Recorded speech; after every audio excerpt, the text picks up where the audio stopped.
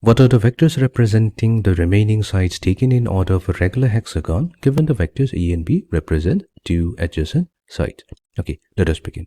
So here we're going to consider a hexagon A, B, C, D, E, F be a regular hexagon with the sides. So let's name this hexagon. So we have A, B, C, D, E, and F. We're considering the side AB to be equivalent to the vector A and BC to be represented by the vector B. So we have vector A and vector B. Now, using this information, we need to find out the vectors that represents the remaining sides of the hexagon when taken in order. That means here we have considered AB vector to be A vector, BC vector to be B vector. So we now have to find out CD vector, DE vector, EF vector, and FA vector.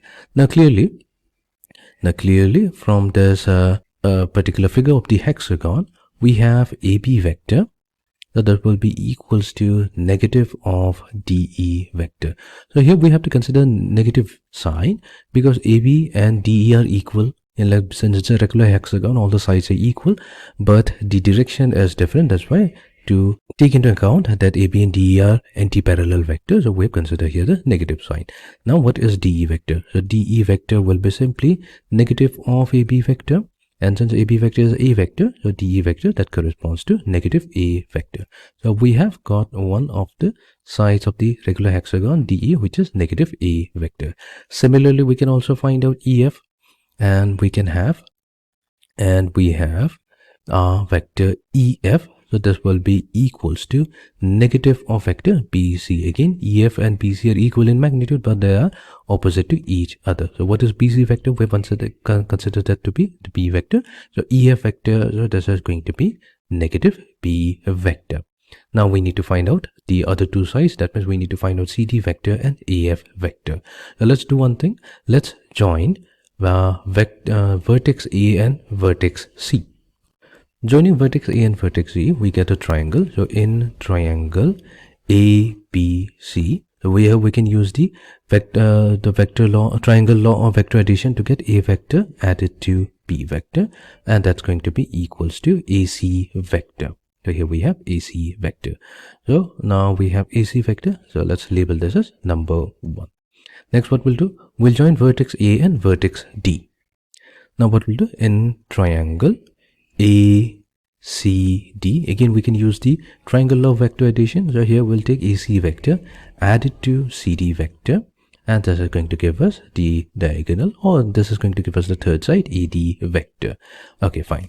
Now what we'll do, since we need to find out the side CD, so CD vector will be simply equals to AD vector minus AC vector. Now what is AD vector? Now clearly AD vector is twice that of BC vector. That's a property of a regular hexagon.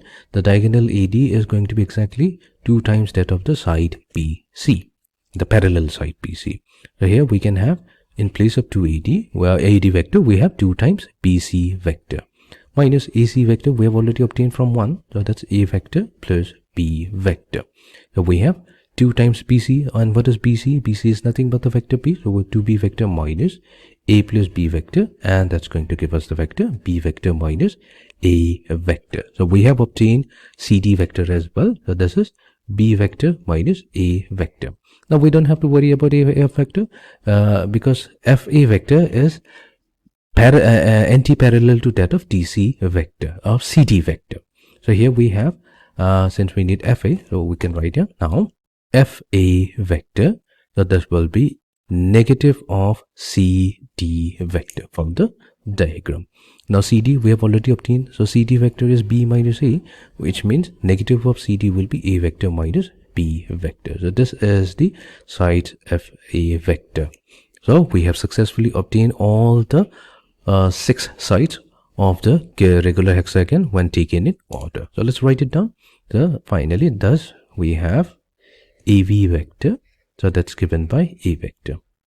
BC vector, so that's given by vector B. Then we have CD vector, which is given by B minus A vector.